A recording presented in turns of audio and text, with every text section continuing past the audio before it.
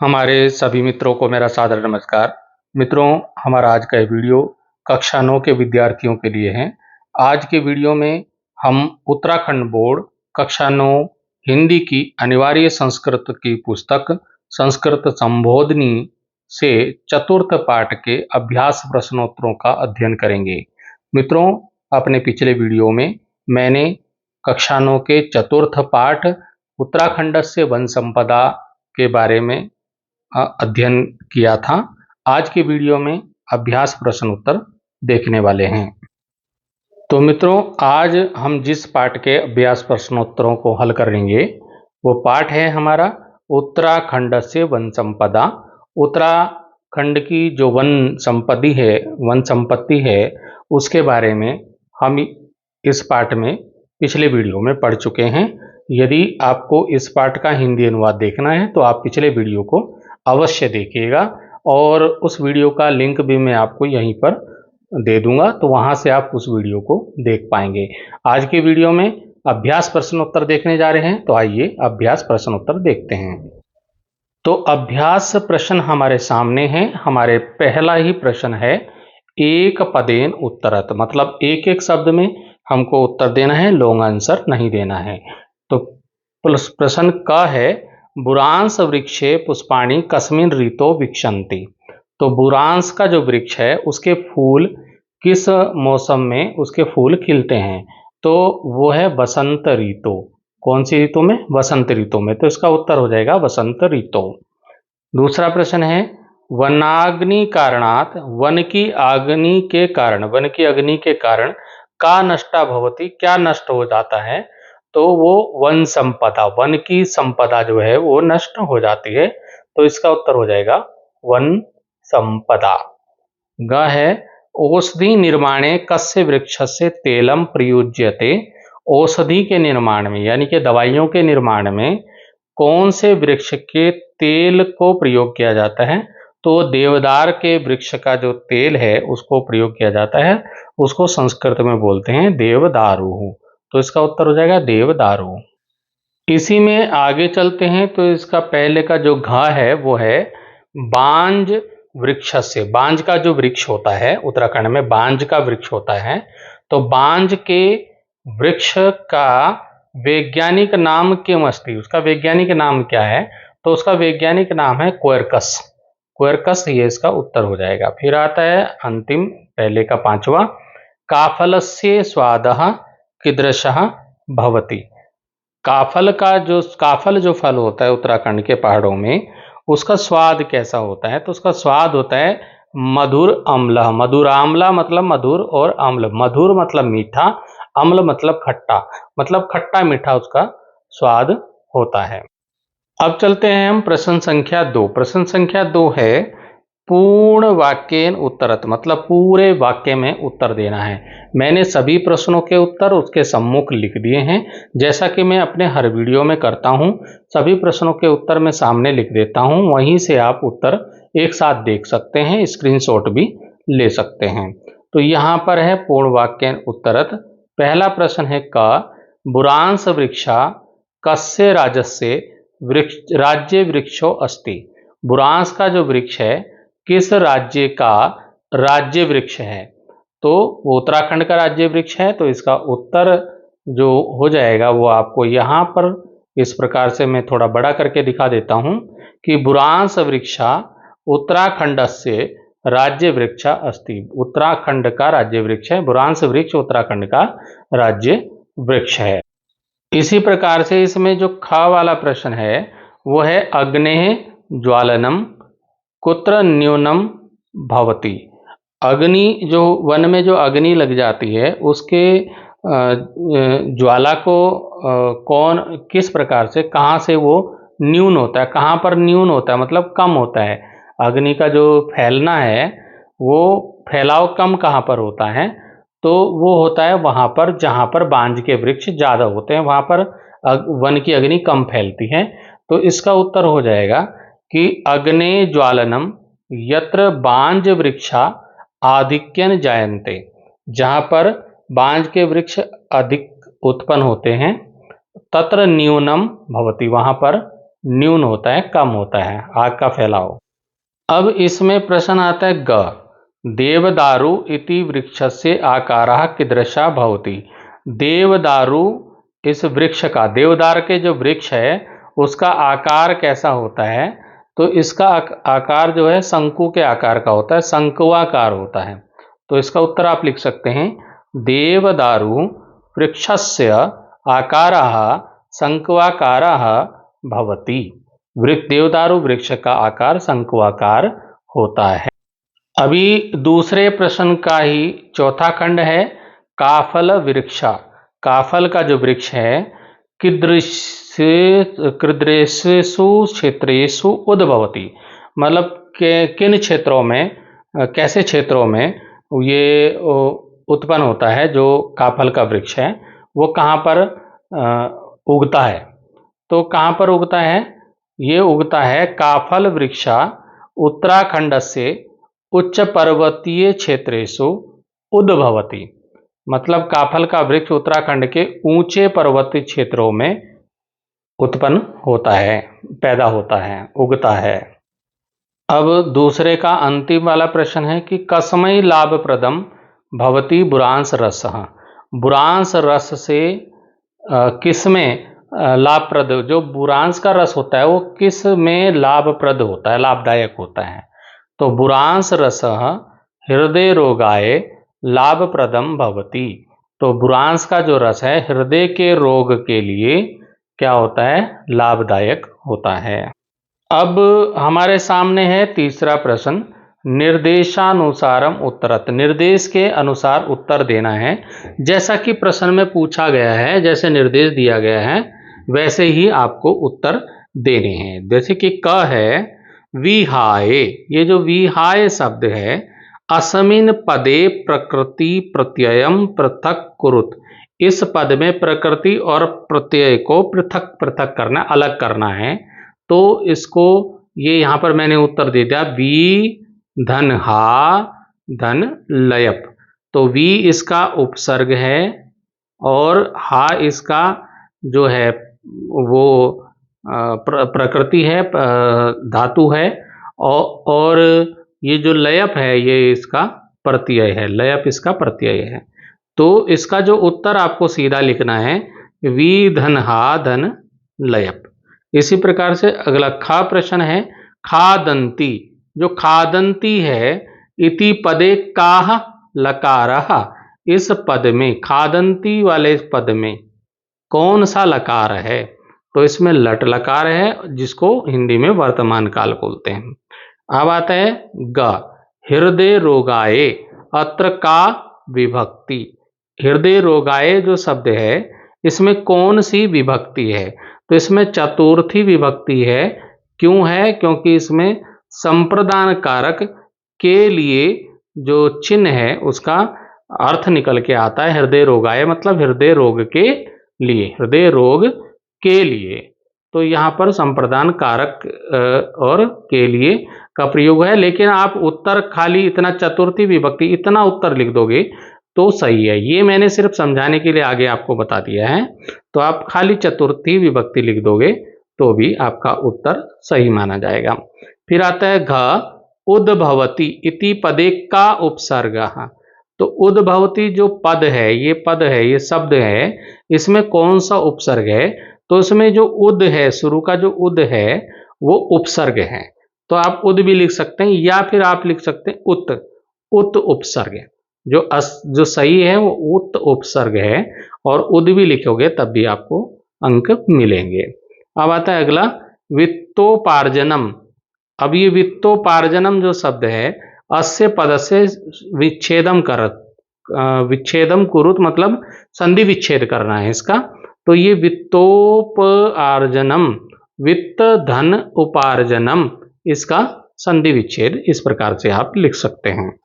अब हमारे पास आता है चौथा प्रश्न, अधोलिखितानाम पदानाम पर्याय पदानी लिखत। नीचे जो शब्द दिए गए हैं, ये शब्द दिए गए हैं का खा ग घ अंगा, इनके आपको क्या लिखने हैं, पर्यायवाची शब्द लिखने हैं। जैसे पहला शब्द है वृक्षा। वृक्षा के आपको बहुत सारे वृक्ष के जो है आपको बहुत सारे पर्यायवाची शब्द आते होंगे, मैंने यहाँ पर 2 लिख दिए हैं, तरुह, द्रुम और बहुत सारे हो सकते हैं, पादप। तो इस तरह से बहुत सारे आप यहाँ पर और भी जितने आपको आते हैं आप लिख सकते हैं, और 2 भी लिख दोगे तो काम चल जाएगा। ठीक है, इसी प्रकार से आता है दूसरा बसंतः। वसंत ऋतु के बारे में बताया गया है। तो इसको वसंत का जो महीना है, ऋतु है, तो इसके बारे में आप पर्यायवाची आप मधुमासः लिख सकते हैं, पुष्प ऋतु लिख सकते हैं, कुसुमा काल लिख सकते हैं। ऐसे ही अग्नि के पर्यायवाची जब लिखेंगे तो अनलः, पावकः, वग्निः। इसी प्रकार से पर्वत के पर्यायवाची गिरि, शैलः, अचलः। इसी प्रकार से भूमि के पृथ्वी, मही, धरा, वसुधा। तो ये पर्यायवाची आप इस प्रकार से लिख सकते हैं। अब हम चलते हैं 5वें प्रश्न पे। 5वां प्रश्न है रिक्त स्थानानि पूर्यत। रिक्त स्थानों की पूर्ति करनी है। पहला है बुरांस वृक्ष से वैज्ञानिक नाम। बुरांस वृक्ष वैज्ञानिक नाम क्या है? तो ये रोडोडेंड्रॉन इसका नाम है। तो यहाँ पर आप रोडोडेंड्रॉन इस तरह से आप यहाँ पर लिख सकते हैं, रोडोडेंड्रॉन, ये आप भर लेंगे। इसी प्रकार से अब जो अगला जो इसमें था, गृहोपयोगी मतलब घर के लिए उपयोगी। निर्मीयन्ते निर्माण होता है, मतलब उपकरणानि आ जाएगा इसमें, उपकरणानि मतलब घर के लिए उपयोगी उपकरणों का निर्माण होता है लकड़ी से। फिर आता है ग, काफलम चैत्र मासात। काफलम जो काफल है चैत्र मास से, चैत्र मास से ये हो जाएगा आरभ्य, यहाँ पे भर देंगे आरभ्य ज्येष्ठ पर्यंतम भवति। तो काफल जो है चैत्र मास से लेकर के ज्येष्ठ मास तक ये काफल का फल मिलता है। फिर आता है पस्वा अस्यः पर्णानि, पर्णानि आ जाएगा इसमें, पर्णानि, ये पर्णानि है। तो पर्णम नहीं है, पर्णानि मतलब, पर्णानि मतलब पत्ते। तो पस्वा अस्य पर्णानि खादन्ति, पशु इसके पत्ते खाते हैं, बांज वृक्ष के पत्ते खाते हैं। तो अब आता है अगला, बुरांस रसस्य विक्रयणेन जना। बुरांस रस के विक्रय से, मतलब बुरांस का रस बेचने से लोग उद्योग भी प्राप्नुवन्ति प्राप्त करते हैं। यहाँ पर आ जाएगा उद्योगम अपि मतलब उद्योग भी प्राप्त करते हैं, मतलब कमाई भी हो जाती है उससे, अगर पुरांस के रस को बेचा जाए। अब आता है हमारा 6ठा प्रश्न, रेखांकित पदानि आधृत्य प्रश्न निर्माणम कुरुत। रेखांकित पदों पर आधारित प्रश्नों के निर्माण करने हैं। जैसे हमारा का है, उत्तराखंडस्य राज्य वृक्षा बुरांसा अस्ति। अब इसमें जो रेखांकित शब्द क्या है, उत्तराखंड से, इसके स्थान पर आपको इसके स्थान पर प्रश्नवाचक शब्द को लगाना है और बाकी वाक्य को यही लिखना है। तो उत्तराखंड से के स्थान पर हमने लिख दिया कस्य, और बाकी राज्य वृक्षा, बुरांसा, अस्ति ये लिख दिया, और अंत में प्रश्नवाचक चिन्ह लगा दिया। तो ये प्रश्न निर्माण हो गया। क्या हो गया? प्रश्न निर्माण। तो प्रश्न ऐसे ही निर्माण करना है। तो ये है कि उत्तराखंड से राज्य वृक्ष बुरांस अस्ति, उत्तराखंड का राज्य वृक्ष बुरांस है। तो अब यहां पर हमने इसको प्रश्न बना दिया, कस्य राज्य वृक्ष बुरांस अस्ति, किसका राज्य वृक्ष बुरांस है।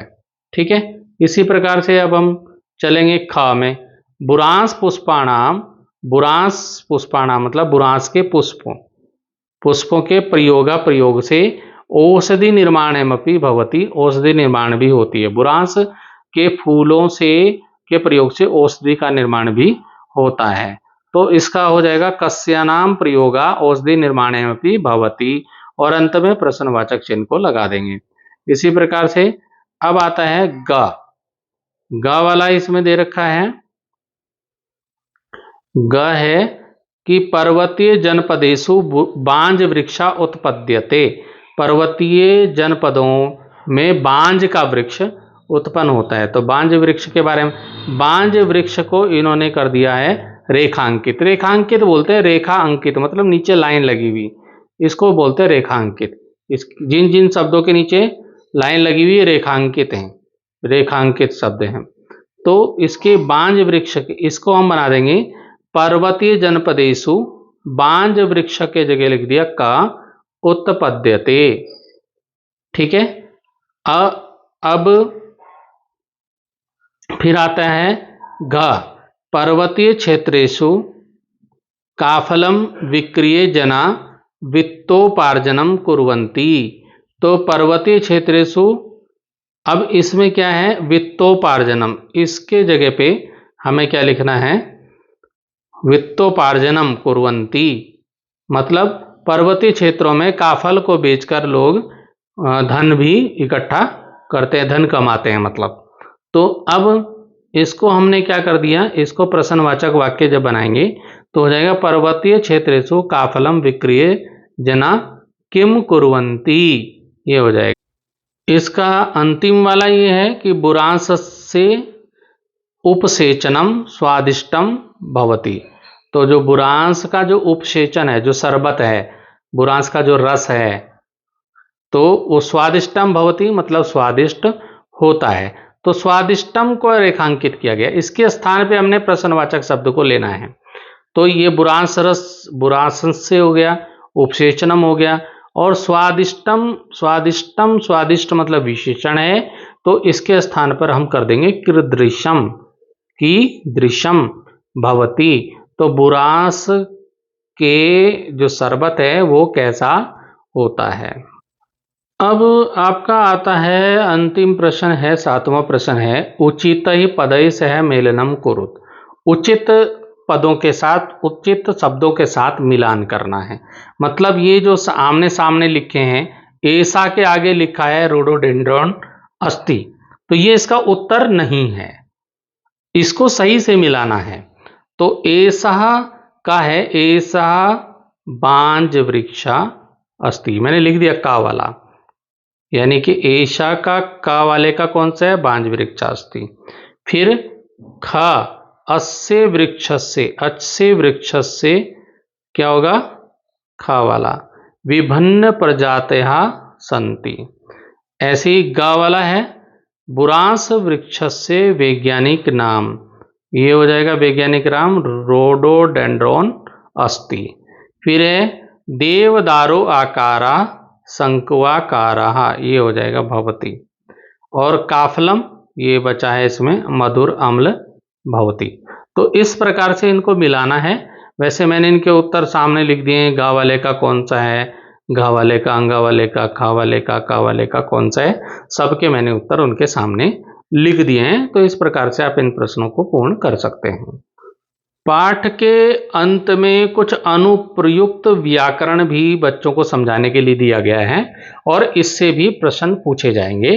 तो यहाँ पर जो दिया गया है वो वृद्धि संधि को दिया गया है। तो वृद्धि संधि स्वर संधि के अंतर्गत आने वाली संधियों में वृद्धि संधि का प्रयोग निम्न अनुसार किया जाता है। इसको भी आप पढ़ लेंगे और कॉपी में भी लिख लेंगे तो बेहतर रहेगा। तो ये परिभाषा है, यदि अ आ के पश्चात ए आई आए तो दोनों के स्थान पर आई डबल मात्रा वाला हो जाता है। तो इसी प्रकार से अ आ के बाद पश्चात ओ औ आए तो दोनों के स्थान पर औ हो जाता है, यानी कि कहने का मतलब है कि औ की मात्रा आ जाती है। तो यही आपको ध्यान रखना है। उदाहरण यहाँ पर दिए हैं, इनको आप अपनी कॉपी में लिख सकते हैं। ये उदाहरण आपके सामने हैं, आपकी पुस्तक में दिए हैं। देखिए, न धन एव नैव हो गया, सदा धन एव सदैव हो गया, महाधन औषधि महोषधि हो गया, गंगा धन ओघा गंगोघा हो गया, देश एक्यम देशेक्यम हो गया। अब इसमें खासियत क्या है, इन सब में खासियत ये है कि डबल डबल मात्रा है। यहाँ पर देखिए, ये डबल मात्रा है, आई की मात्रा है, ये औ की डबल मात्रा है, यहाँ पर डबल मात्रा है, यहाँ पर डबल मात्रा है। तो ये इसकी वृद्धि संधि की पहचान है कि जहाँ भी जो डबल मात्रा आपको दिखाई दे रही है वो वृद्धि संधि को दर्शाता है। तो आई की मात्रा यानी कि ये डबल मात्रा आई की मात्रा जहाँ हो तो वहाँ पर जैसे नैव सदैव, तो यहाँ पर ये वृद्धि संधि होगी। और जहाँ पर औ की मात्रा है वहाँ पर भी, जैसे कि ये महोग गंगोग, तो यहाँ पर भी आपका वृद्धि संधि होगी। तो मित्रों, इस प्रकार से आप चतुर्पाठ उत्तराखंड से वन संपदा के अभ्यास प्रश्नों को अच्छी प्रकार से समझ गए होंगे। तो इनको आप अच्छी प्रकार से अपनी कॉपी में लिखिए और उनको तैयार कीजिए, याद भी कीजिएगा। फिर मिलेंगे अगले वीडियो में, अगले पाठ को लेकर उपस्थित होंगे।